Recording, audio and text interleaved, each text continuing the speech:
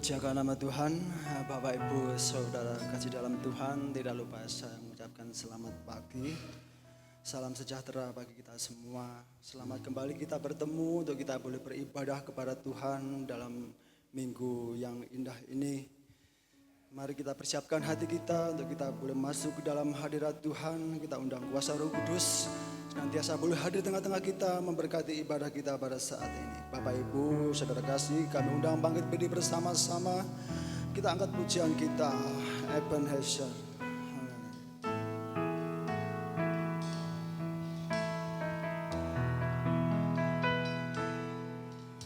Kalau kami ada sampai hari ini, itu semua karena berkat Tuhan. Hari demi hari yang kami lewati susah namun senang. Kami percaya Tuhan selalu setia dan tak pernah meninggalkan kami. Sebab itu janjinya bagi kita orang yang mengasihinya. Ebenezer, Ebenezer, sampai di sini Tuhan sudah menolong. Ebenezer, Ebenezer, Tuhan pasti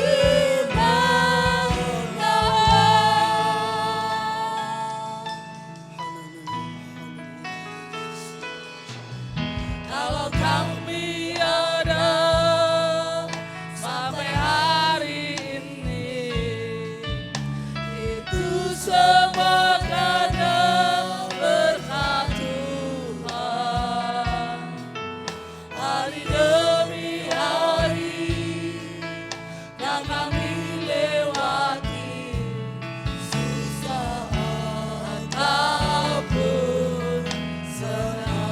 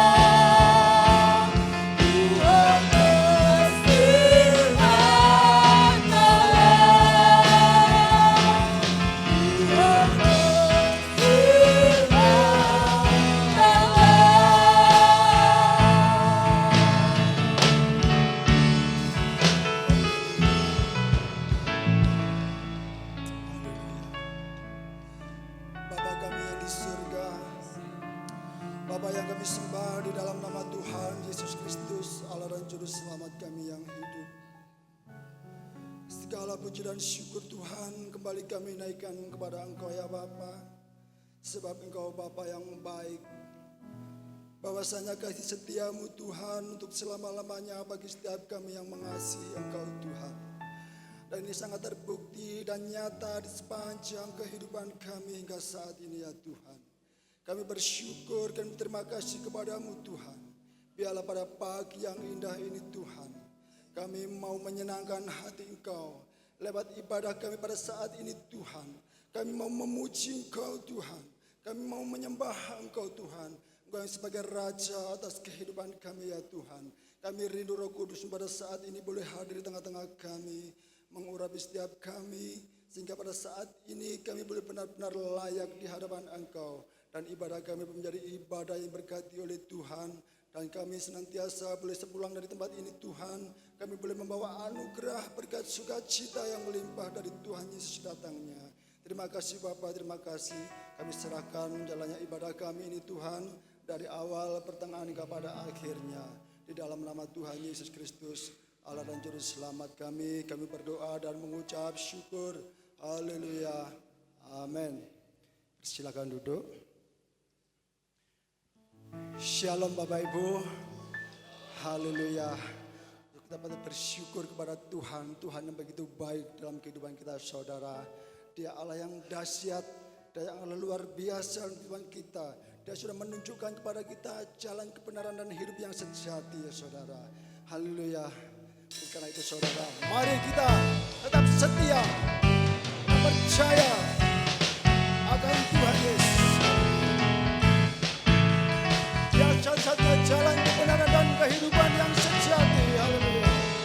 Yesus jalan kebenaran dan jalan kehidupan. Itulah Yesus katakan, aku percaya, amin.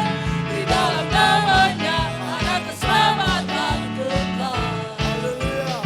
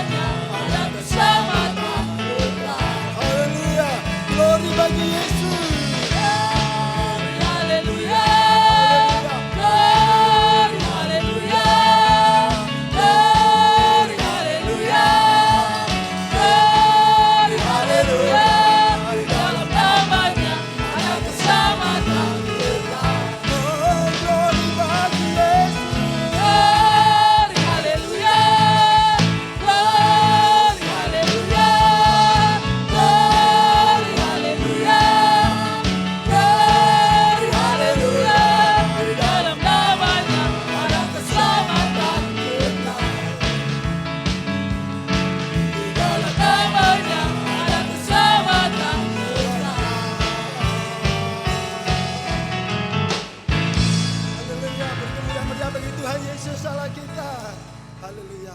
Dipersilakan duduk. Sungguh saudara, kita patut bersyukur kepada Tuhan. Tuhan Yesus yang sangat peduli akan kehidupan kita saudara. Dia sudah menunjukkan jati dirinya, dia jalan kebenaran kehidupan yang sejati bagi setiap orang. Yang Tuhan mau dari kehidupan kita yaitu saudara, kita senantiasa mengucap syukur dalam segala keadaan, berdoa, dan bersukacita di dalam Tuhan. Haleluya. Kita sambung pujian berikutnya dalam bahasa Jawa.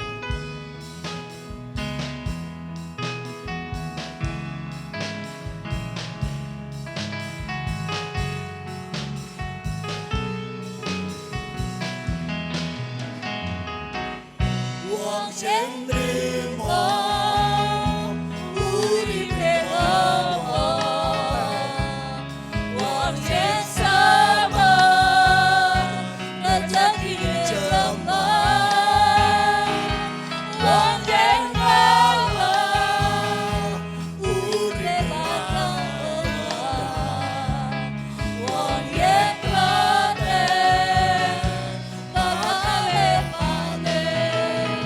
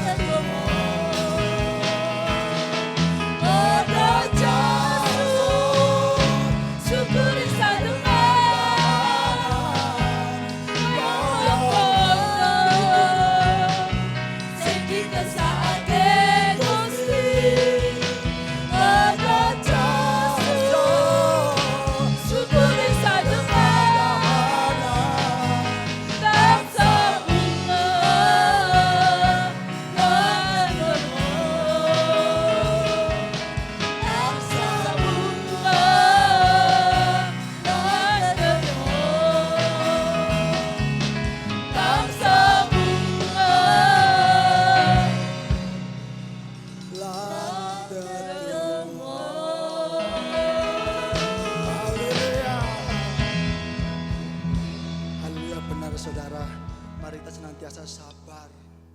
Ya Bapak Ibu Saudara, kita ngalah, Tuhan pasti berkati orang yang seperti ini. Haleluya.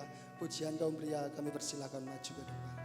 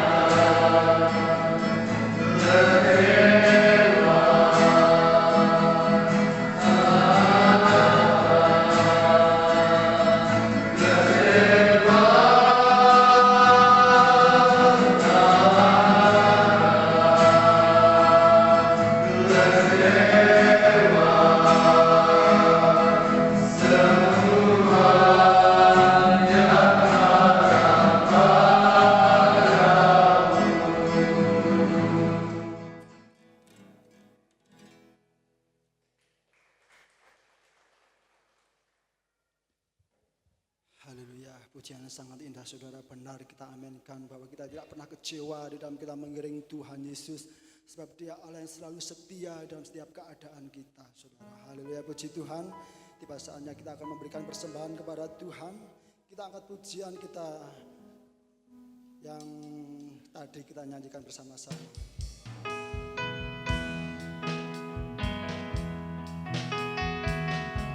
Mari kita jadi orang yang sabar. Orang yang ngalah, Tuhan memberkati. Wong yen trimo uripe dawa, wong yen sabar rejekine cepet, wong yen ngalah uripe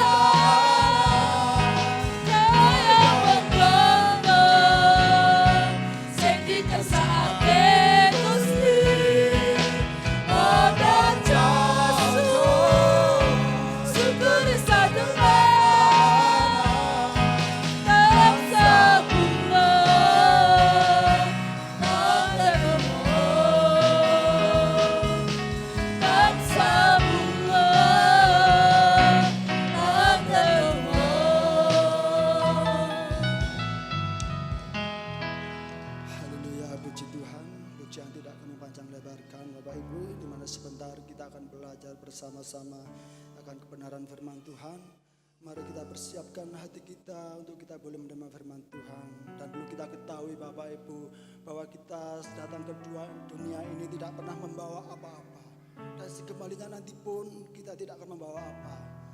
Yang kita hidupi pada saat ini semua oleh karena anugerah Tuhan.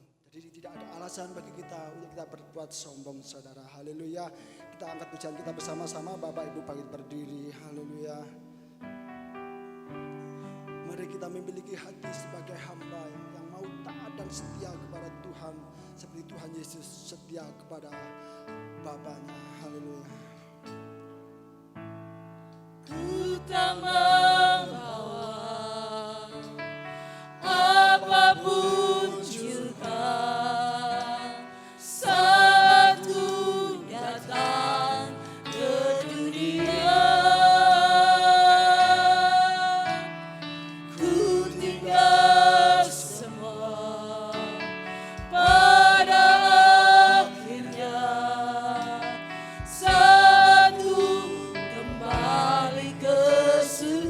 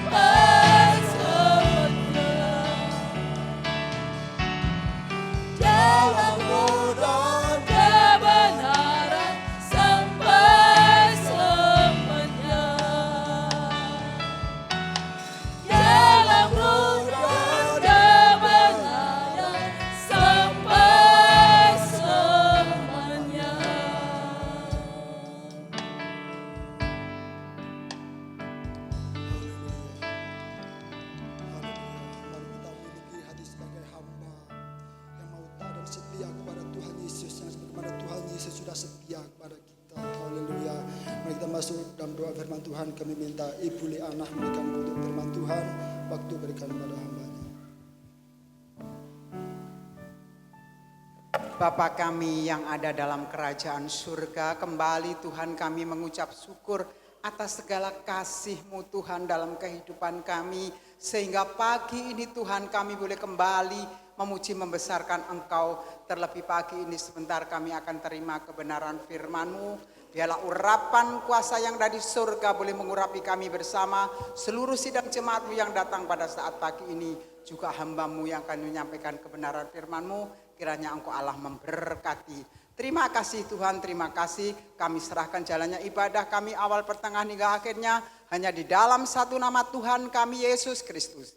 Haleluya. Amin. Amin. Dipersilahkan duduk kembali. Selamat pagi bagi kita semua. Salam sejahtera dalam kasih Yesus Kristus. Selamat beribadah, memuji, mempermuliakan nama Tuhan pada pagi hari ini. Tuhan memberkati. Dan mari kita kembali belajar firman Tuhan. Kita membuka dalam Roma pasal 12 ayat yang ke-17. Roma pasal 12 ayat 17. Kita membaca bersama-sama. Roma 12 ayat 17. Kita membaca bersama-sama. 1, 2, 3. Janganlah membalas kejahatan dengan kejahatan. Lakukanlah apa yang baik bagi semua orang. Ini merupakan perintah bagi saya dan saudara. Perintah yang kita harus jujur dan akui. Perintah yang sulit untuk kita kerjakan, untuk kita lakukan. Dan ini perintah bukan datang dari manusia, melainkan datang dari Tuhan sendiri. Ketika Tuhan memberikan perintah, ketika Tuhan memberikan firman-Nya, ketika Tuhan memberikan petunjuk, berarti Tuhan tahu dan Tuhan sangat yakin sesungguhnya kita bisa melakukannya. Janganlah membalas kejahatan dengan kejahatan. Lakukanlah apa yang baik bagi semua orang. Ketika saya dan saudara melakukan hal-hal yang baik bagi semua orang, tidak semua orang merespon dengan baik apa yang kita lakukan yang berisi hal-hal yang baik. Tidak semua orang merespon baik. Ada yang menerimanya dengan baik, ada yang meresponnya tidak baik. Dan kita harus membentengi serta memperlengkapi diri dengan pikiran dan perkiraan seperti ini. Pada umumnya manusia itu selalu berharap bahwa apa yang dilakukan untuk hal-hal yang baik bagi semua orang, harapan kita mendapatkan respon yang baik, disenangi, disetujui, mendatangkan kesukaan. Itu harapan kita. Tetapi secara fakta tidaklah demikian. Ada yang meresponnya baik, ada yang meresponnya tidak baik, penuh kecurigaan, penuh bertanda tanya. Kok tumben dia baik? Jangan-jangan kate utang duit. Contoh. Kok tumben orang Kristen ini baik? Jangan-jangan kristenisasi.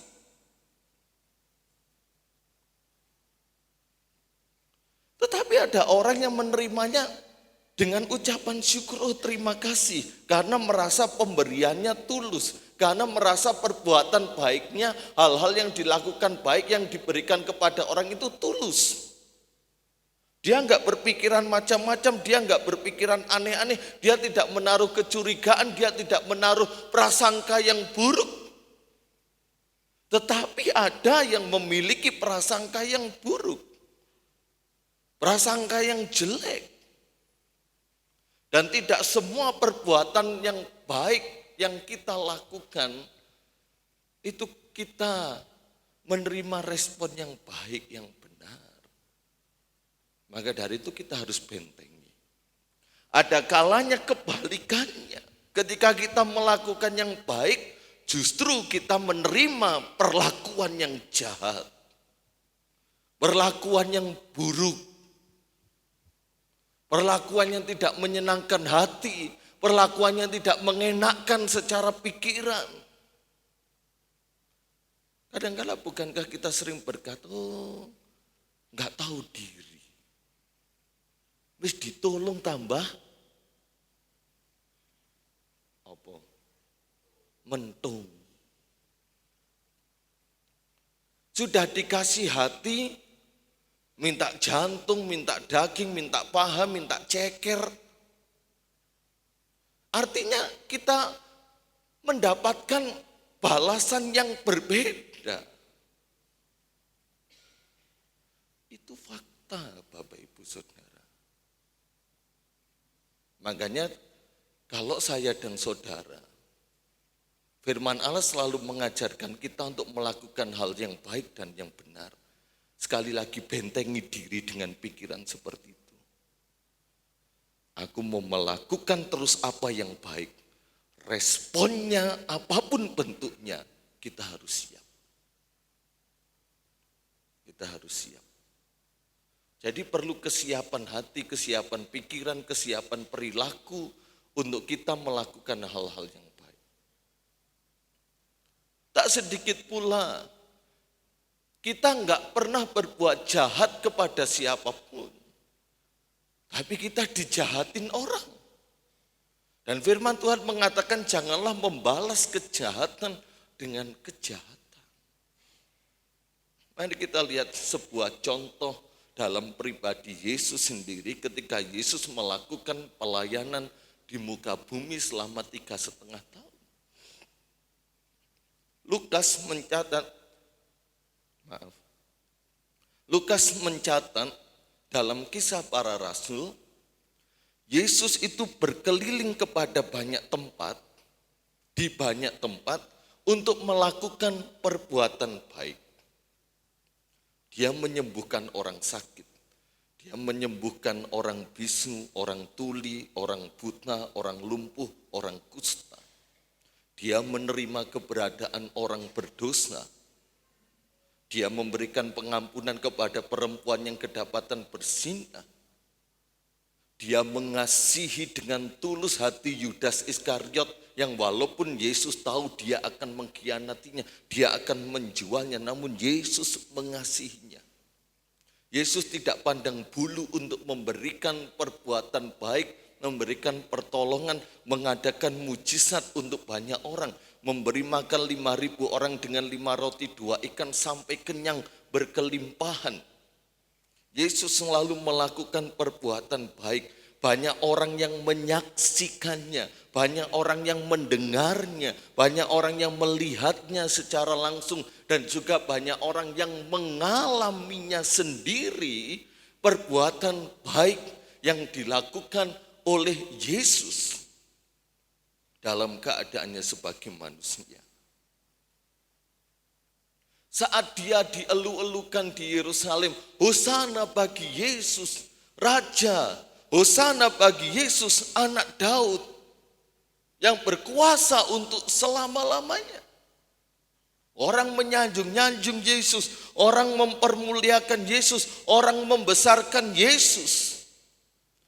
Dalam waktu singkat, orang yang sama berkata, enyahkanlah dia, bunuhlah dia, salibkan dia. Ya. Walaupun apa yang Yesus kerjakan sedemikian rupa untuk kebaikan manusia. Namun kita melihat banyak orang-orang pun juga yang tidak setuju dengan perbuatan baik yang Yesus kerjakan. Apakah Yesus berhenti sampai di situ? Tidak. Dia terus melakukan perbuatan yang baik bagi saya dan saudara. Bahkan lebih dari perbuatan yang baik, perbuatan yang benar untuk kebaikan manusia, bahkan sampai dia mati di atas kayu salib untuk menebus dan menyelamatkan manusia. Apakah Yesus mengerti ketika Yesus disalib segala perbuatan yang mereka lakukan? Yesus mengerti. Namun Yesus mengambil sebuah sikap yang berbeda dari prinsip atau sikap dunia. Makanya Yesus disalib berkata, ampuni ya Bapa, sebab mereka tidak tahu apa yang mereka perbuat. Sesungguhnya mereka tahu apa yang mereka perbuat. Yesus pun tahu apa yang mereka perbuat. Tetapi Yesus memilih berkata seperti itu yang membedakan dia dengan ilah-ilah yang lain. Jadi kalau saudara berbuat baik, terus mendapatkan respon yang jahat, kita justru malah dijahati, pakailah prinsip seperti Yesus punya prinsip. Dia enggak mengerti. Nah, itu membebaskan kita. Ya. Kemarin saya baca di grup ya hamba-hamba Tuhan Jawa Timur. Ada seorang hamba Tuhan menulis begini. Saya bergaul baik dengan masyarakat, saya suka menolong, saya suka membantu, saya suka begini. Akhirnya untuk pengurusan surat izin gereja baik, mudah. Dia menasihati, maka dari itu bergaulah dengan masyarakat supaya dalam beribadah bebas. Saudara kami di Bandung, Deborah dan Hotman, gerejanya di Bandung. Berapa puluh tahun baru mendapatkan surat izin. Waktu saya ke sana, saya berbicara dengan ibu gembala seniornya. Kami ini sudah baik sama masyarakat. Sudah baik dengan pemerintah. Bahkan sampai kenal ke pemerintahan gubernur di Bandung. Kami sudah baik, kami sudah sering membantu, sudah sering menolong. Kami enggak pernah berbuat macam-macam. Tetapi sudah berpuluh-puluh tahun kami tidak mendapatkan izin.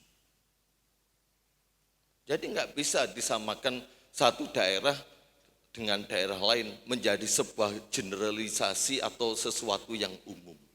Enggak bisa. Tapi firman Tuhan katakan, lakukanlah segalanya apa yang baik bagi semua orang. Mari kita lihat dalam 1 Tesalonika 5 ayat yang ke-15. 1 Tesalonika 5 ayat yang ke-15.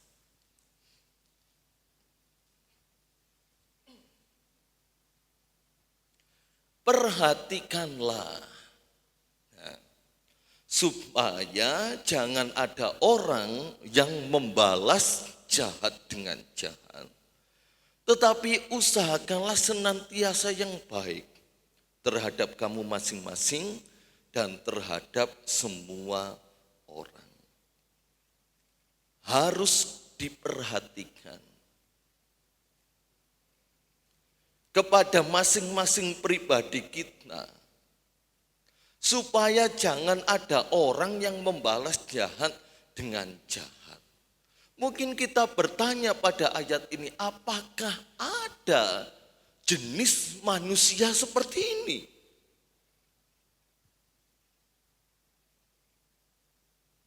Karena naluri alamiah manusia ketika dijahati, respon pertama ya mau menjahati. Betul Bapak Ibu? Panas enggak telinga? Panas enggak hati? Tetapi firman Tuhan katakan perhatikanlah. Supaya jangan ada orang Dan ternyata ayat ini ditujukan khusus bagi orang Kristen. Bagi saya dan saudara. Dan Tuhan mau menemukan itu di seluruh jemaat Tuhan GPDI Tunggul Permanu. Amin Bapak Ibu. Walaupun aminnya rotok ragu, saya percaya bisa. Harus diperhatikan, diusahakan, melakukan yang baik, walaupun berat, walaupun bertentangan. Walaupun sulit tetapi harus berusaha. Ada kemauan, ada itikat, ada komitmen untuk mengusahakan senantiasa yang baik terhadap kamu masing-masing dalam lingkup lokal, dalam lingkup sesama orang percaya maupun terhadap semua orang. Karena enggak semua orang Kristen juga melakukan yang demikian. Ada orang Kristen juga yang jahat. Ada orang Kristen yang tidak baik. Ada. Tapi kita diharuskan, disuruh untuk memperhatikan, disuruh untuk mengusahakan, dan disuruh untuk melakukan. Pasti bisa. Dan mari kita lihat contoh. Dalam 1 Samuel pasal 25.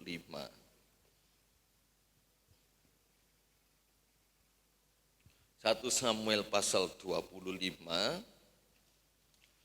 ayat 2 sampai 44.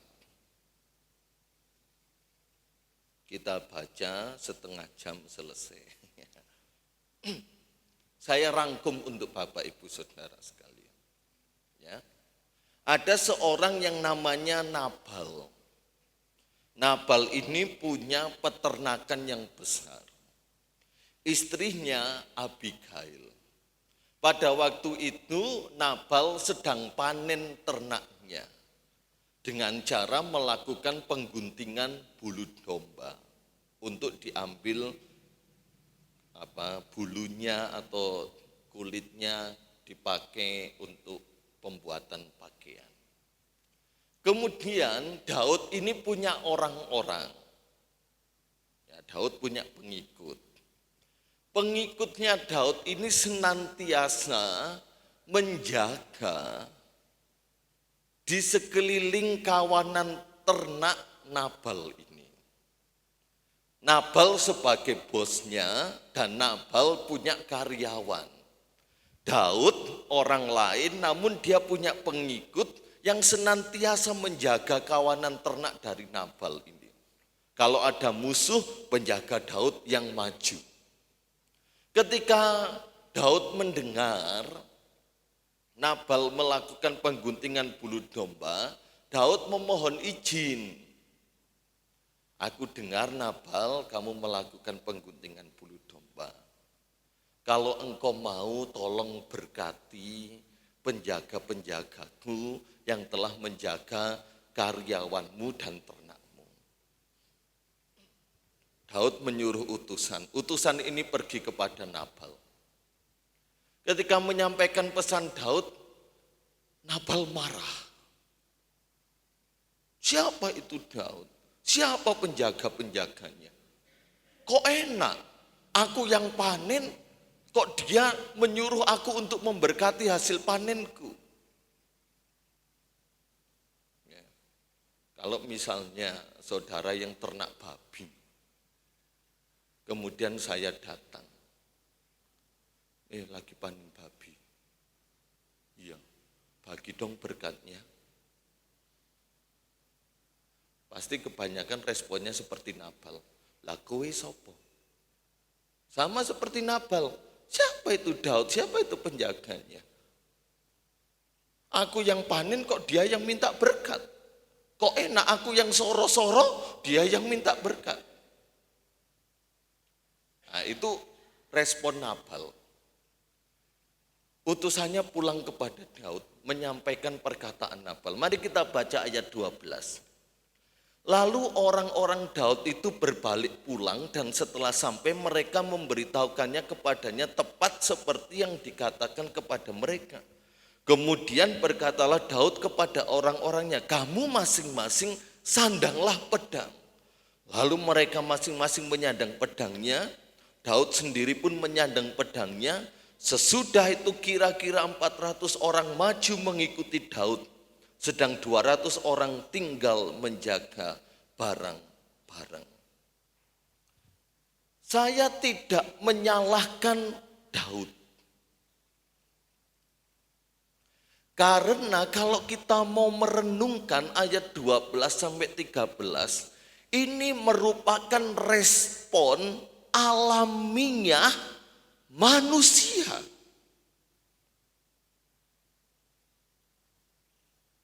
Mungkin kita bisa berkata, oh, enggak boleh Daud melakukan seperti itu. Daud tahu firman kok. Tetapi saya enggak menyalahkan Daud.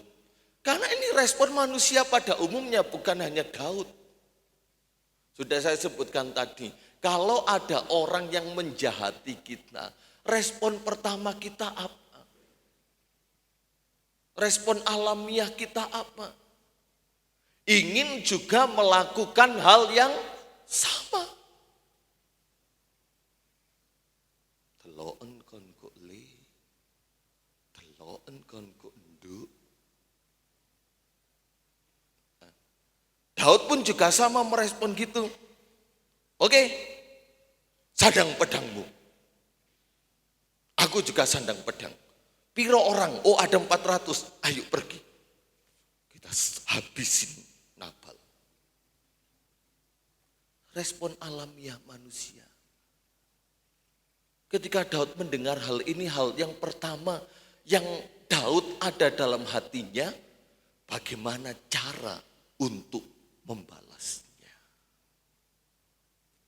Saya dan saudara pun juga sama.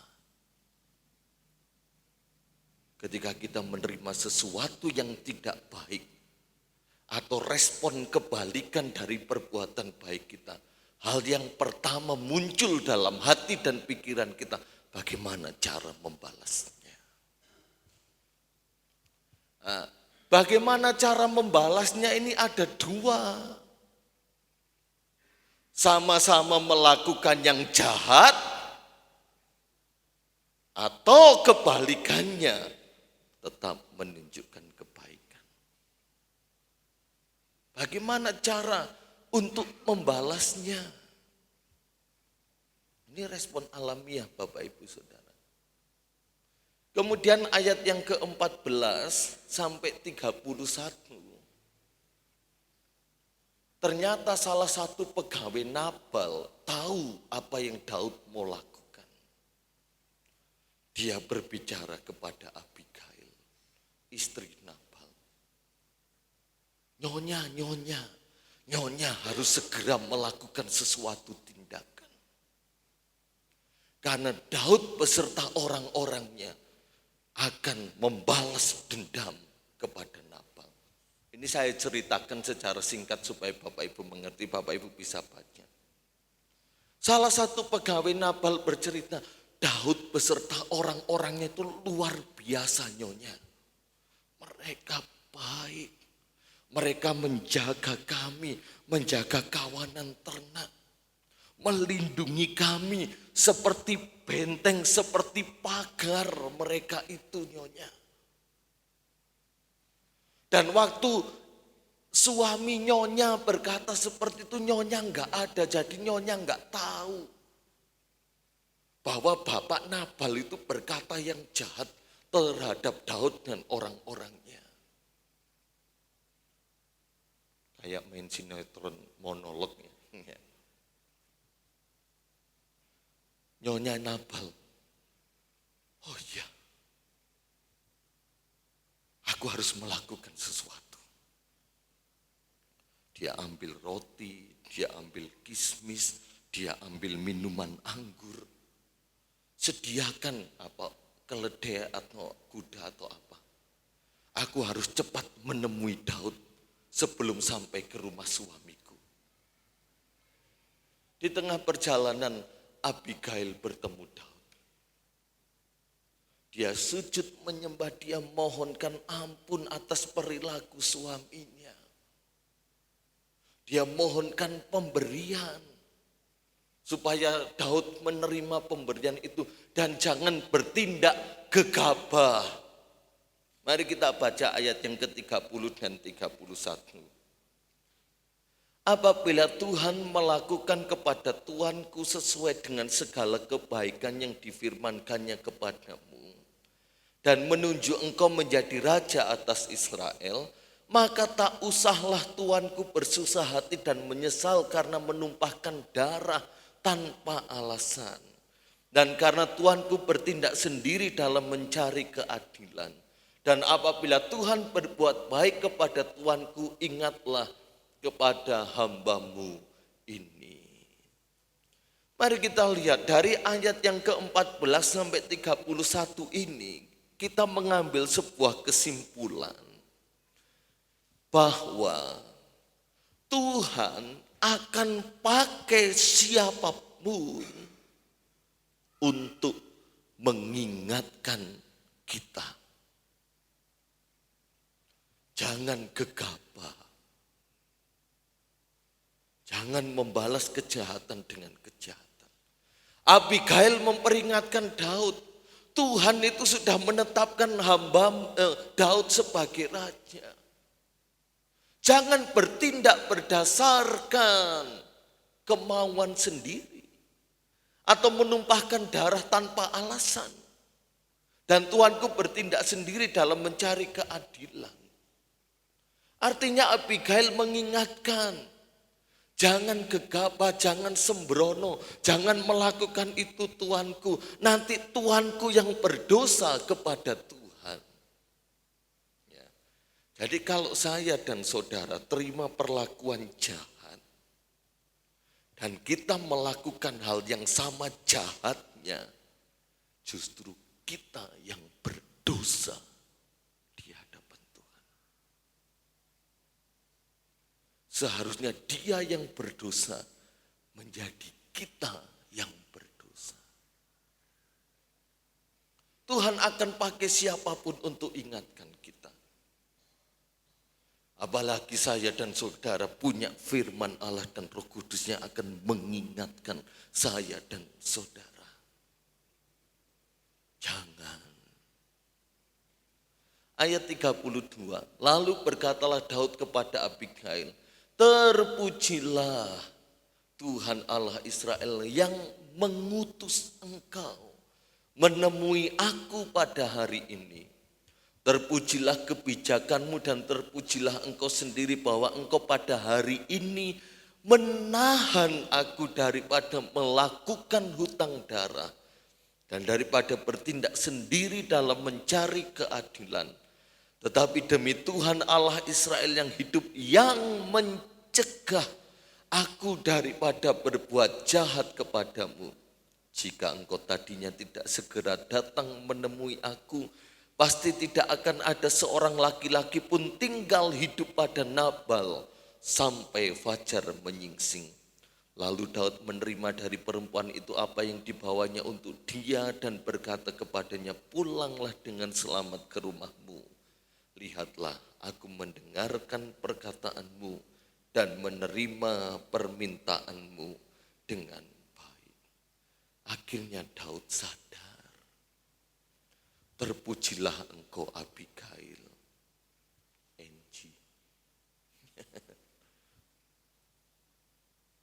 Kemudian Daud mengatakan, lebih daripada itu, terpujilah Tuhan Allah Israel yang hidup, yang mencegah aku daripada berbuat yang jahat. Daud sadar bahwa tindakan yang akan dilakukan itu salah. Dan akhirnya Daud memberi ruang, Daud memberikan kesempatan, Daud memberikan tempat bagi Allahnya untuk berbuat sesuatu kepada orang yang telah menjahati Daud dan orang-orangnya. Yang pertama-tama Daud dengan kekuatannya ingin melakukan balas dendam. Tapi setelah Tuhan mengingatkan Daud melalui seorang ibu, seorang wanita yang namanya Abigail, Daud sadar dan memberi kesempatan bagi Tuhan. Kita membaca ayat 36. Sampailah Abigail kepada Nabal dan tampaklah Nabal mengadakan perjamuan di rumahnya. Seperti perjamuan raja-raja, Nabal riang gembira dan mabuk sekali. Sebab itu tidaklah diceritakan perempuan itu sepatah kata pun kepadanya sampai fajar menyingsing. Tetapi pada waktu pagi ketika sudah hilang mabuk Nabal itu diceritakanlah kepadanya oleh istrinya segala perkara itu. Lalu terhentilah jantungnya dalam dada dan ia membatu. Dan kira-kira 10 hari sesudah itu Tuhan memukul Nabal sehingga mati. Jangan pernah mengartikan ayat ini Tuhan itu jahat kepada Nabal. Tetapi ini merupakan konsekuensi yang terjadi. Dan ketika waktunya Tuhan tiba, pembalasan itu pasti terjadi.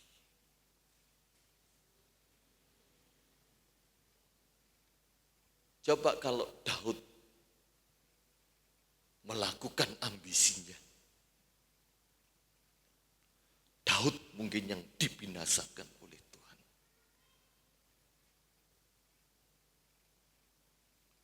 Tapi karena Daud memberikan ruang untuk pembalasan dari Tuhan, orang yang menjahati Daud menerima konsekuensinya. Jadi kalau ada orang yang menjahati kita, beri ruang kepada Allah untuk membalasnya. Entah seperti kejadian Nabal atau mereka diselamatkan, biar kehendak Tuhan yang terjadi.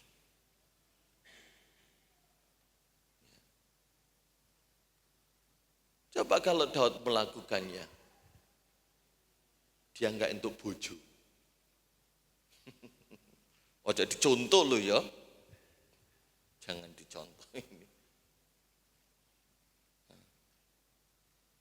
Luaskan Allah bekerja. Mari kita lihat Amsal 17 ayat 13. Amsal 17 atau ayat 13. Amsal 17 ayat 13. Kita baca bersama-sama. Tepat sekali firman Tuhan itu. Amsal 17 ayat 13. 1, 2, 3. Siapa membalas kebaikan dengan kejahatan, kejahatan tidak akan menghindar dari rumahnya. Ini konsekuensi yang diterima. Dan Tuhan mau saya dan saudara mengerti, siapa membalas kebaikan dengan kejahatan, kejahatan tidak akan menghindar dari rumahnya. Ini merupakan hukum tabur tuai. Ya. Dan kita pasti mengalami hal ini dalam hidup.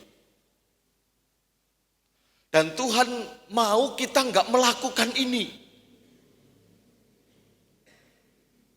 Firman Allah Firman Allah menyuruh kita melakukan firman-Nya, tetapi tidak melakukan untuk hal yang ini. Mengerti ya Bapak Ibu? Firman Allah selalu menyuruh kita untuk melakukannya, tapi tidak melakukan untuk hal ini. Siapa membalas kebaikan dengan kejahatan? Kalau Bapak Ibu saya dan saudara mendapatkan 10 buah kebaikan. Dari Tuhan maupun dari sesama, jangan balas dengan kejahatan.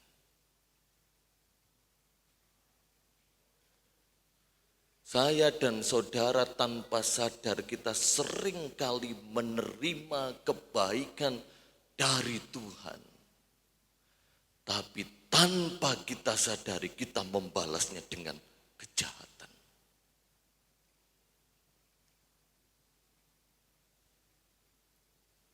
Ya Bapak Ibu.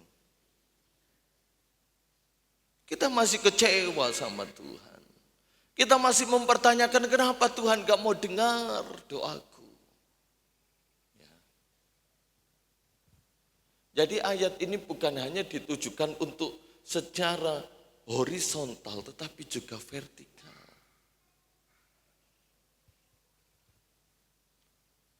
Namun Allah tidak pernah berhenti menunjukkan kebaikannya kepada saya dan saudara. Ayo sadar diri bahwa saya dan saudara ini seringkali jahat di hadapan Tuhan. Jahat gak menghargai kebaikannya. Jahat gak mengingat kebaikannya. Saya dan saudara, kadangkala kita hanya berpikir, oh aku harus baik kepada sesama. Aku harus membalas kepada sesama hal yang baik walaupun mereka jahat. Tapi dengan Tuhan bagaimana? Kita sudah terima banyak yang baik dari Tuhan. Makanya Tuhan minta apa? Yang ku kehendaki beribadahlah dengan setia. Lakukan firman, dengarkan firman, lakukannya. Hormati dan kuduskan hari-harinya Tuhan. Bersekutulah dengan Tuhan, itu yang Tuhan minta. Bawa korban persembahan kita kepada Tuhan atas kebaikannya. Itu yang Tuhan minta.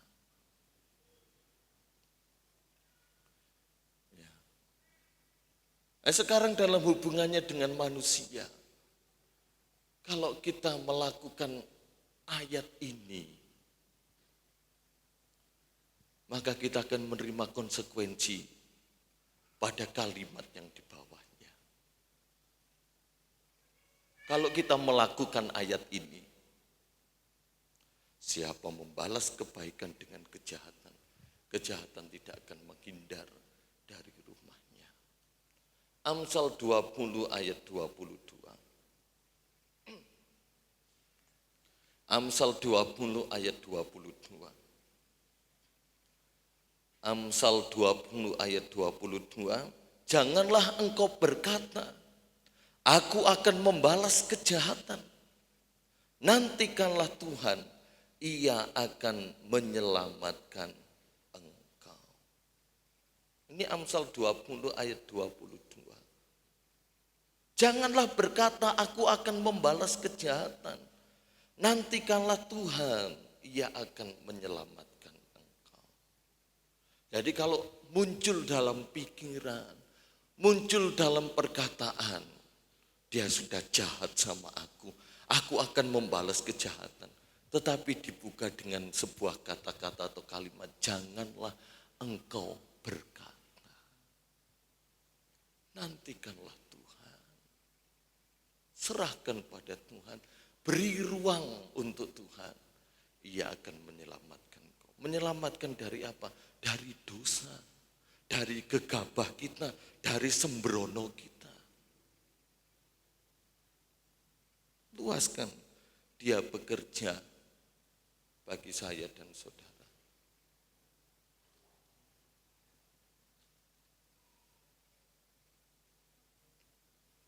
Kita lihat Amsal 24 ayat 29. Konsep ini jangan sampai ada dalam hidup kita. Amsal 24 ayat 29.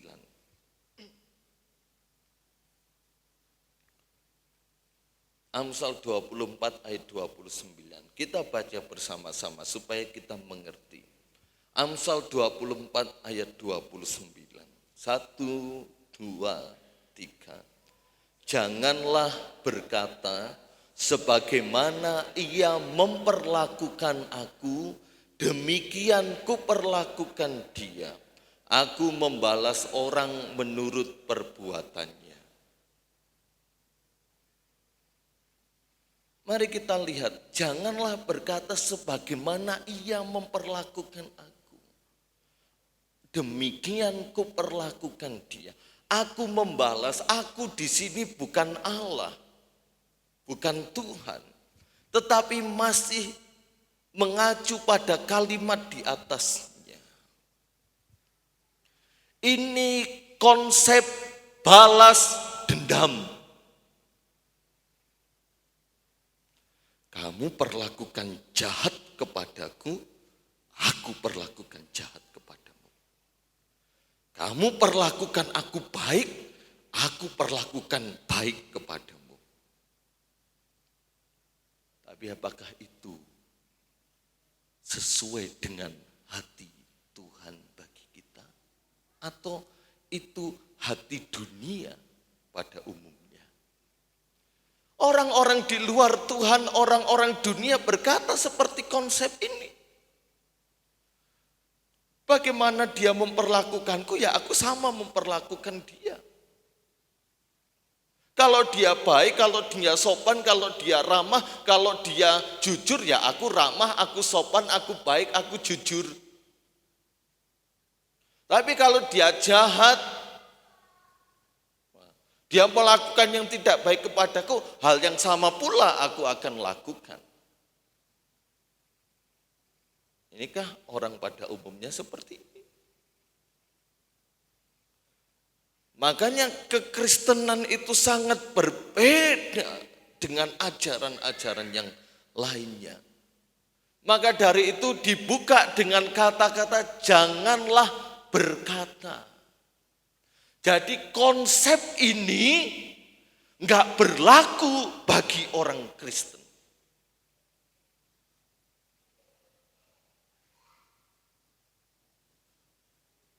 Konsep balas dendam itu enggak berlaku bagi saya dan saudara. Konsep yang benar, Amsal 25 ayat 21 dan 22. Ya. Janganlah berkata, berarti enggak boleh kita melakukan itu tadi. Sebagaimana orang perbuat kepadaku, aku berbuat kepada dia. Enggak boleh. Nah ini konsep yang benar. Amsal 25 ayat 21, 22. Jikalau seterumu, musuhmu, orang yang melakukan yang enggak baik atau baik kepadamu, musuhmu lapar, berilah dia makan roti. Dan jikalau ia dahaga, berilah dia minum air. Karena engkau akan menimbun bara api di atas kepalanya. Dan Tuhan akan membalas itu kepadamu. Konsep balas dendam enggak kita ikuti. Konsep berkat yang kita ikuti. Jika musuhmu lapar, enggak punya apa-apa, datang kepadamu butuh pertolongan dan kau ingat dia telah memperlakukanku yang buruk, yang enggak sopan, yang enggak baik. Tetapi engkau lebih ingat firman Tuhan, dia datang butuh pertolongan, tolong dia. Kasih makan dia. Ada sebuah kisah dalam perjanjian lama ketika musuh menyerang bangsa Israel. Kemudian ada seorang nabi yang berdoa buat mereka buta. Kemudian Tuhan perintahkan kepada nabi ini, suruh orang Israel bawa musuh ini kembali ke rumahnya atau ke daerahnya. Mereka bawa ke daerahnya dalam keadaan buta musuh ini. Ada itu di Alkitab, saya lupa untuk mencatatnya. Kemudian orang Israel bertanya kepada Tuhan, Tuhan ini bagaimana? Apakah harus dibunuh seperti pada umumnya pedang memakan pedang? Tuhan berfirman kepada Nabi, jangan. Nanti Nabi akan berdoa matanya terbuka, kasih mereka makan. Ketika mata mereka terbuka, tahu di daerahnya, mereka dikasih jamuan makan yang besar, saat itulah musuh itu tidak kembali menyerang bangsa Israel untuk seterusnya.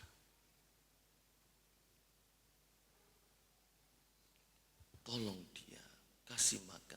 Karena engkau akan menimbun bara api di atas kepalanya. Kalau saudara numpuk bara api, bara apinya terus saudara tumpuk di kepala, pasti orang itu kita akan gelojotan, kepanasan. Ini merupakan suatu gambaran. Kalau kita terus melakukan yang baik, yang benar kepada musuh kita, orang itu akan gelojotan, akan malu, akan sungkan sendiri, akan sadar sendiri.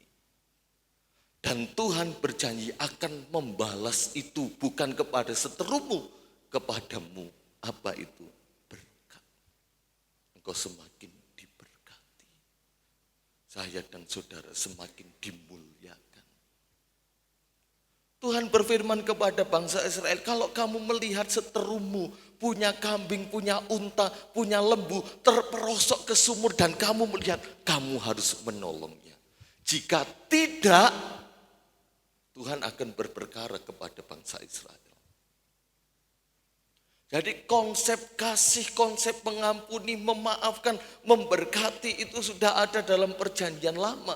Yang semakin diteguhkan dalam perjanjian baru untuk seterusnya dan selamanya. Dan ini merupakan keharusan yang harus dilakukan. Kita lihat apa yang dikatakan Yesus. Lukas 6 ayat 27 sampai 28. Kita banyak ayat supaya kita semakin diteguhkan. Lukas 6 ayat 27 sampai 28.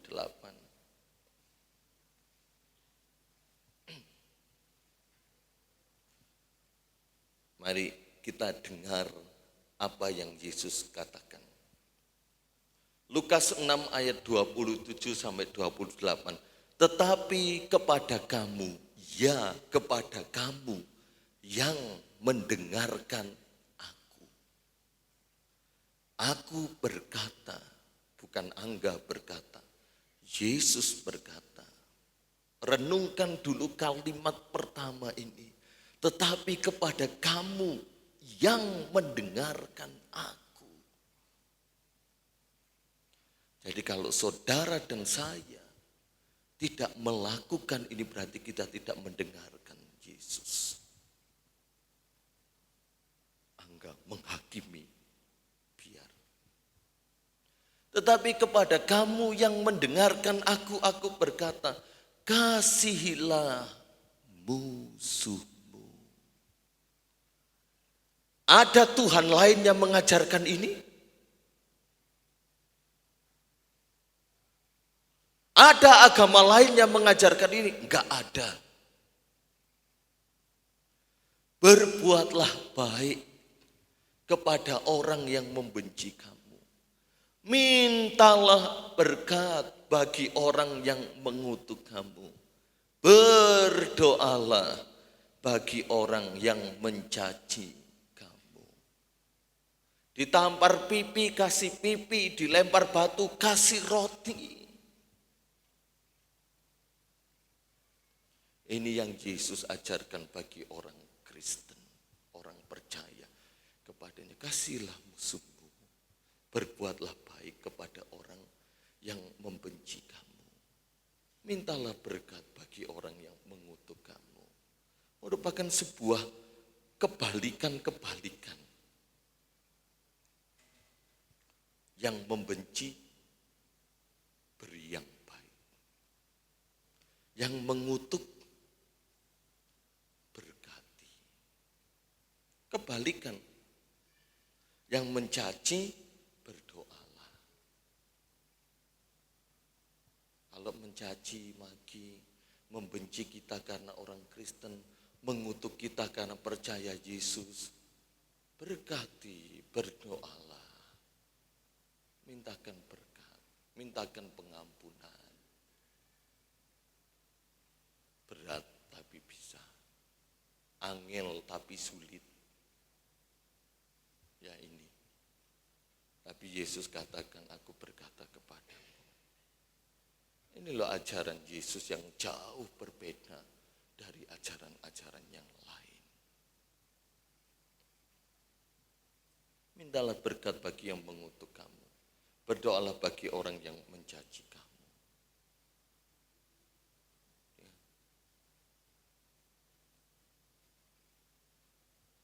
Sekarang menjadi orang Kristen itu banyak tantangan. Ya. Banyak orang yang semakin membenci dengan kekristenan. Kita harus kuat iman. Ya. Kita harus tetap mengasihi, mendoakan dan memberkati mereka. Jangan ikut panas. Biar mereka panas. Memang ajaran Yesus membuat orang lain itu kepanasan. Gelojotan. Saudara. Dan kita ada untuk menjadi pendingin-pendingin. Mari kita lihat ayat yang terakhir. Puji Tuhan. Roma 12 ayat 21. Ayat 19 sampai 21. Roma 12 ayat 19 sampai 21. Saudara-saudaraku yang kekasih, janganlah kamu sendiri menuntut pembalasan. Tetapi berilah tempat kepada murka Allah, sebab ada tertulis, pembalasan itu adalah hakku. Akulah yang akan menuntut pembalasan, firman Tuhan. Tetapi jika seterumu lapar, berilah dia makan. Jika ia haus, berilah dia minum. Dengan berbuat demikian kamu menumpukan bara api di atas kepalanya. Janganlah kamu kalah terhadap kejahatan, tetapi kalahkanlah kejahatan dengan kebaikan. Dalam Galatia, teruslah berbuat baik. Jangan sampai kita lemah, maka kita akan menuainya. Ada kalanya secara jujur saya dan saudara merasa lemah dalam hal berbuat baik, karena kita mengalami kebalikan dari perbuatan baik yang kita lakukan. Ada kalanya kita lemah. Aku sudah tolong, aku sudah melakukan yang baik, kok tetap seperti itu. Hal yang jahat yang kuterima, yang enggak baik yang aku dapatkan. Bagaimanapun juga, ini hukum firman Allah yang disetujui juga dengan hukum alam ataupun duniawi yang ada. Segala kebaikan yang Bapak Ibu Saudara lakukan, baik itu kepada Tuhan maupun kepada sesama, satu kali kelak akan kembali kepada Bapak Ibu Saudara sekalian. Saudara akan mengalami itu.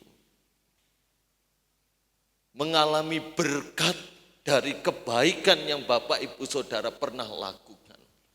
Mungkin waktunya cepat atau lama, bahkan kita lupa.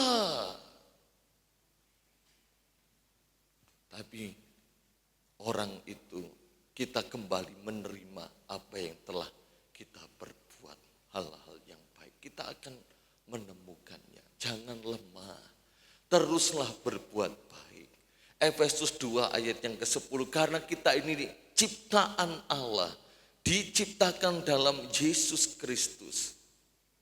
Kita diperlengkapi untuk perbuatan baik, supaya kita hidup di dalamnya.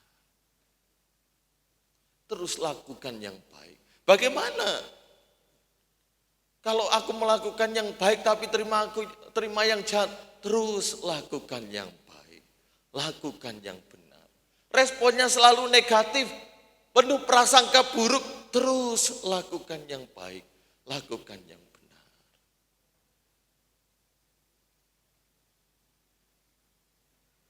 Ya. Secara dunia, membalas kejahatan dan mengalahkan kejahatan dengan kejahatan merupakan kemenangan terbesar. Tapi bagi pengikut Yesus Kristus, hal yang lemah, yaitu kasih dan pengampunan, mengalahkan kejahatan, dan itulah kemenangan sejati. Kalau dunia tumpas kejahatan dengan kejahatan, makanya ada Superman, ada ya. Karena kejahatan harus ditumpas dengan sama kejahatan. Tapi Yesus katakan kasih dan pengampunan yang menurut dunia lemah, tapi itu kemenangan sejati, bukan terbesar, tetapi sejati, permanen. Orang melihat kematian Yesus itu sebagai kekalahan. Tapi bagi kita yang diselamatkan, kematian Yesus merupakan kemenangan yang sejati. Iblis keok, dosa keok, maut kematian kekal keok. Dan kita menang. Gak mungkin kekristenan akan menjadi agama terbesar di dunia sampai selamanya, sampai hari ini, tanpa apa yang dilakukan Yesus menurut dunia lemah, tapi bagi Yesus kekuatan yang dahsyat, kekuatan yang besar. Ya. Percayalah, apa yang kita kerjakan, hal-hal yang baik, memperkenan, menyenangkan hati Tuhan, Tuhan akan berkati. Apapun itu responnya. Memang ada kalanya dalam hidup ini ketika kita melakukan perbuatan baik, harus ada yang namanya masa bodoh. Enggak ngurus, kamu mau responnya apa, enggak ngurus. Tetap aku melakukan yang baik, tetap aku mengasihimu. Responmu modelnya apa? Masa bodoh. Aku melakukan firman Tuhan.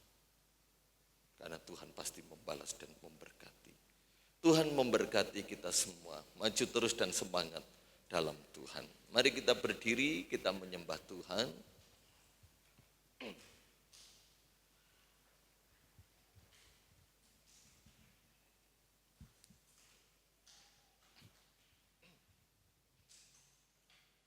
Tuhan, ku mau menyenangkan-Mu.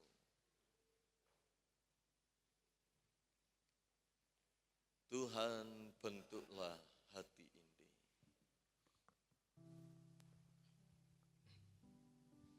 Haleluya. Terima kasih Yesus.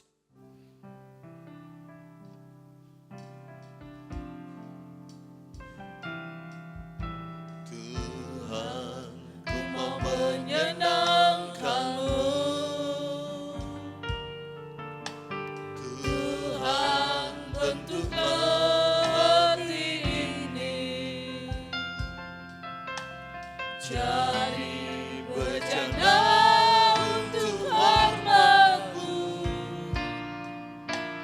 Cemerlang bagai emas murni.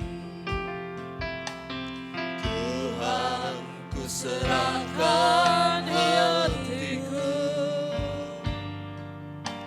Semua ku berikan padamu. Kuduskan hingga tulus selalu.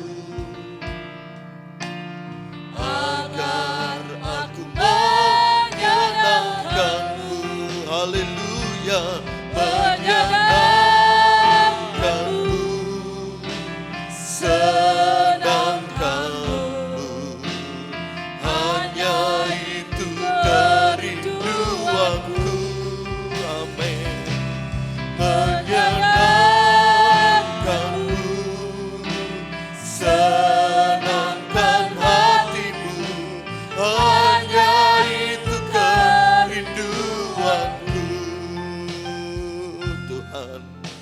kami mau menyenangkan-Mu. Tuhan, ku mau menyenangkan-Mu. Tuhan, bentuklah hati ini Jadi bercanda untuk hormat-Mu. Cemerlang bagai emas murni. Tuhan, ku serahkan hatiku. Ini hati kami Tuhan. semua ku berikan padamu. Kuduskan senantiasa, Kuduskan hingga tulus selalu, agar aku menyenangkan-Mu. Haleluya, menyenangkan-Mu, senangkan-Mu. Amin. Hanya itu kerinduanku. Haleluya, menyenangkan-Mu, senangkan hatimu. Hanya itu kerinduanku. Nyanyikan dari awal pujian ini sekali lagi. Haleluya. Tuhan, ku mau menyenangkan-Mu.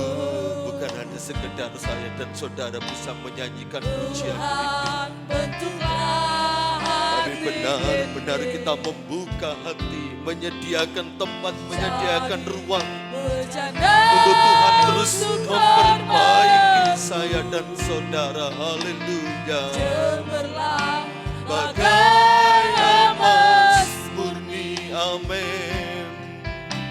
Tuhan, ku serahkan hatiku. Semua ku berikan padamu. Haleluya. Kuduskan hingga tulus selalu,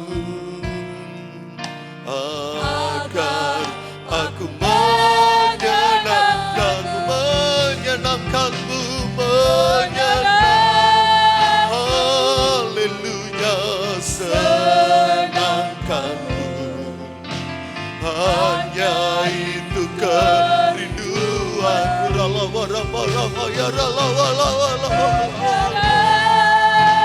Haleluya, senangkan hatimu. Hanya itu kerinduanku. Haleluya, menyenangkan-Mu, senangkan hatimu. Hanya itu kerinduanku. Haleluya,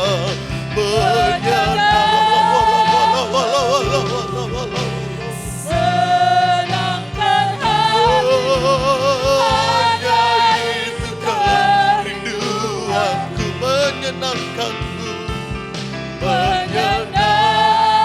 haleluya. Roh Kudus, hanya itu kerinduanku. haleluya, menyenangkan-Mu, senangkan hatimu. Hanya itu kerinduanku. Haleluya, haleluya, haleluya. Terima kasih Tuhan, terima kasih Yesus, terima kasih Tuhan. Haleluya, haleluya, haleluya. Kau melawati kami pada pagi hari ini Yesus. Haleluya, haleluya. Terima kasih Tuhan, terima kasih. Terima kasih Yesus. Terima kasih. Yesus tahu bahwa segala apa yang dia perbuat belum tentu mendapatkan penerimaan dari siapapun atau semua menerimanya, belum tentu. Tapi tetap Yesus mengerjakan apa yang dia akan kerjakan dan dia melakukannya. Demikian pula saya dan saudara. Mungkin kita mengalami perlakuan yang buruk hari-hari ini. Kita mendapatkan kehidupan yang justru berbanding terbalik dari apa yang kita lakukan, hal-hal yang baik, hal-hal yang benar. Tapi percayalah, ketika waktunya tiba, engkau akan menuai. Engkau akan terima balasan yang dari Tuhan. Tetap kerjakan yang baik, tetap lakukan yang baik dengan dasar firman Allah dan Roh Kudus. Maka engkau akan mendapatkan kemenangan demi kemenangan. Itu bukan janji saya, tapi itu janji firman Allah. Alami dan nikmati kehidupan yang berkelimpahan di dalam Yesus Kristus. Dia sudah selesaikan semua di atas kayu salib bagi saya dan saudara, untuk kita terus berpegang teguh pada kebenaran, melakukan apa yang Tuhan kerjakan, yang Tuhan firmankan bagi saya dan saudara, bukan dengan kekuatan kita, melainkan dengan kekuatan Roh Kudus-Nya. Terima kasih Tuhan, Kau meteraikan firman-Mu dalam hidup kami. Kau memampukan kami menjadi anak-anak Tuhan yang setia sampai Engkau datang yang kedua kali. Dalam nama Tuhan Yesus Kristus. Haleluya. Amin. Dipersilakan duduk kembali. Kita akan berikan korban persembahan yang kedua. Kita angkat satu pujian, Kau Tuhan yang mulia, turun ke dunia, tu tebus segala dosa.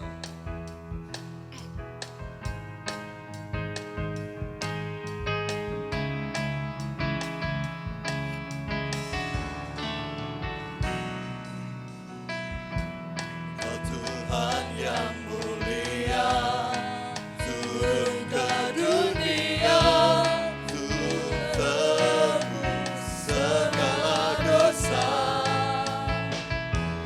Kau beri keselamatan, beri kesempatan, kasih-Mu mengubahkan.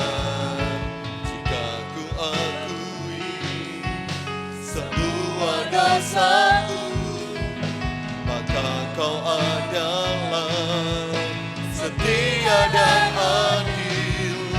Kau kan mengampuni dan sucikan dari segala yang jahat.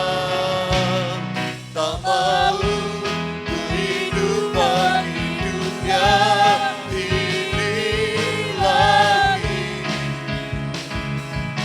Tak ingin kompromi, tak ingin lakukan hal yang dapat lukatan hatimu. Amin.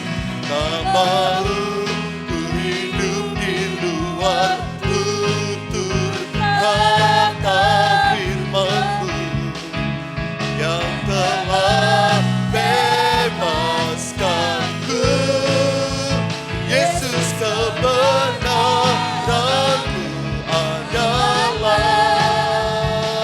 adalah pilihanku. Haleluya. Tak mau ku hidup bagi dunia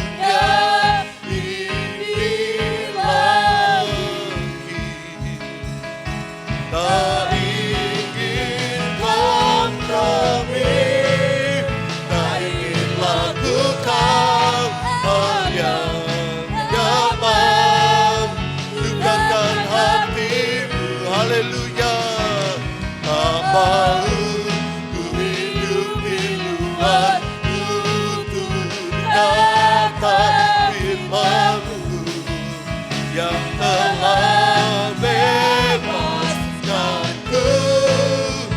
Yesus kebenaranku adalah, haleluya, adalah pilihanku. Amin. Haleluya. Puji Tuhan. Mari kita berdoa, kami menyerahkan setiap korban persembahan jemaatmu yang dikerjakan, baik yang pertama, kedua, sepersepuluh yang dikembalikan atas dasar ketaatan firman Allah. Tuhan balas berkat sesuai dengan janji kebenaran firman-Mu. Apa yang kami tabur, itulah yang akan kami tuai. Dalam nama Tuhan Yesus Kristus, amin. Pengumuman gereja Selasa doa pemuda remaja, hari Rabu ibadah kaum pria jam 6 sore, Kamis tidak ada ibadah, namun dipakai untuk latihan pelayanan untuk Jumat Agung jam 5 sore ya, jam 5 sore. Pelayan Tuhan sudah tertera di warta dan penerima tamu juga sudah tertera di warta beserta petugas kolektor yang ada.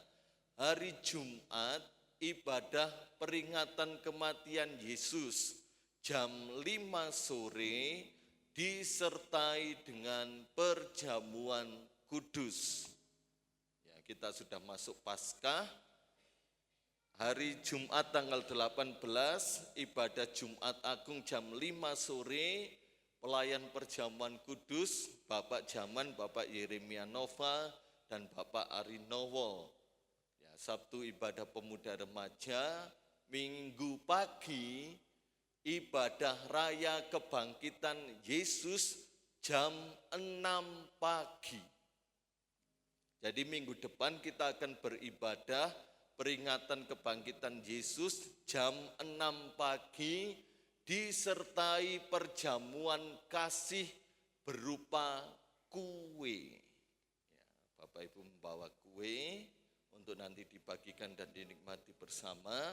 Dan sekolah minggu, Paskah sekolah minggu jam 8:30 pagi di gedung gereja, memakai baju seragam Natal yang biru itu ya. Orang tua yang kelas besar atau kelas tengah ada kuis, bisa dilatihkan kepada anak-anak menghafalkan kitab dari Kejadian sampai Wahyu dan menyebutkan nama-nama murid Yesus serta hari penciptaan. Mateng, aku dewe yo enggak hafal. Sama-sama belajar orang tua dan anaknya. Ya, Tuhan memberkati. Setelah ini semua wanita, yang semua wanita angkat tangan, ya. Tinggal untuk latihan pujian untuk Jumat Agung. Jadi baik pemuda remaja, grup Marta dan grup Maria yang wanita tinggal latihan pujian dan nanti yang menonton para kaum pria. Ya, Tuhan memberkati. Bagi Bapak Ibu yang mau berkorban untuk Paskah, baik itu berupa telur Paskah maupun snack Paskah untuk anak-anak sekolah minggu, dapat disampaikan kepada kami di pastori terakhir pada hari Jumat, sebab tanggal ya Sabtunya akan diatur sedemikian rupa untuk persiapan Paskah. Tuhan memberkati kedatangan kita bersama maupun yang sudah melayani Tuhan. Mari kita berdiri, kita tamatkan ibadah kita pada pagi hari ini. Doa berkat oleh Bapak Gembala, angkat pujian dari awal, bimbinglah daku, ya Yesus, di sepanjang jalan hidupku. Haleluya.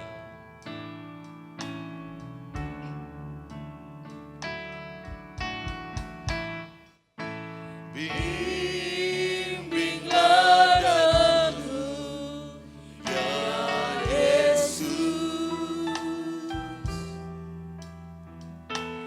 di sepanjang jalan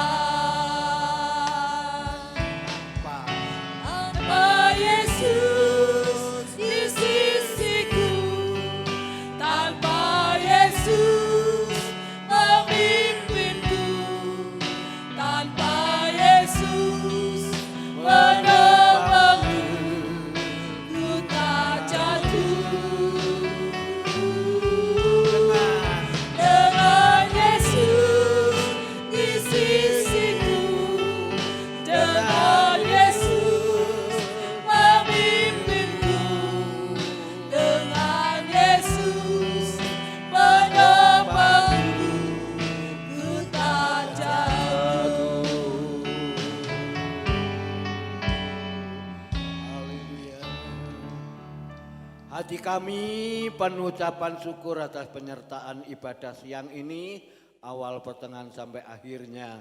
Tuhan Yesus memberkati seluruh jemaat-Mu yang sudah hadir, yang sudah menerima berkat firman Allah. Walaupun ini harus kami hadapi dengan sulit, tapi biarlah kejahatan akan kami balas dengan kebaikan, dan kebaikan ini akan kami teruskan untuk yaitu sesama manusia atau semua orang. Itu adalah firman Tuhan. Terima kasih Bapa.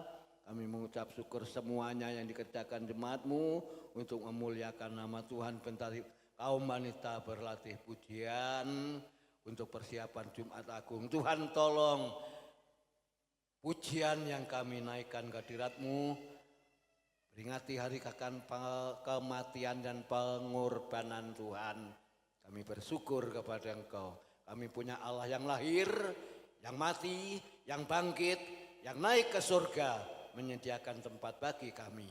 Kami mengucap syukur selesai semuanya. Kami pulang diberkati oleh Tuhan, disertai oleh Tuhan. Pekerjaan jemaat-Mu, segala usahanya diberkati oleh Tuhan.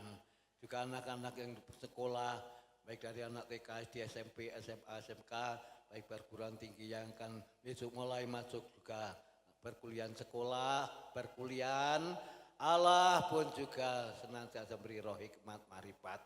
Terpujilah nama-Mu, dan kami serahkan juga dalam tangan Kau untuk proses kasih kami, yaitu saudara Rio. Tuhan, Engkau pasti campur tangan dan buka jalan semuanya. Doa ucapan syukur kami yang kami naikkan ke hadirat-Mu, dan kami serahkan dalam tangan-Mu. Bapak, Ibu, saudara sekalian yang dikasihi Tuhan Yesus Kristus dan yang mengasihi Tuhan Yesus Kristus, terimalah berkat sukacita, berkat kemenangan, berkat damai sejahtera yang datang dari Allah Bapa, Anak dan Roh Kudus menyertai kita sekalian siang ini sampai Tuhan Yesus datang yang dua kali. Pulanglah dengan kemenangan, sukacita, damai sejahtera. Berkat Abraham, Ishak, Yakub ada dalam hidup kami, dan kami bersama-sama sudah diberkati lewat kebenaran firman-Mu. Dan saat siang ini kami memberkati seluruh jemaat-Mu yang sudah hadir bersama-sama ya Bapa.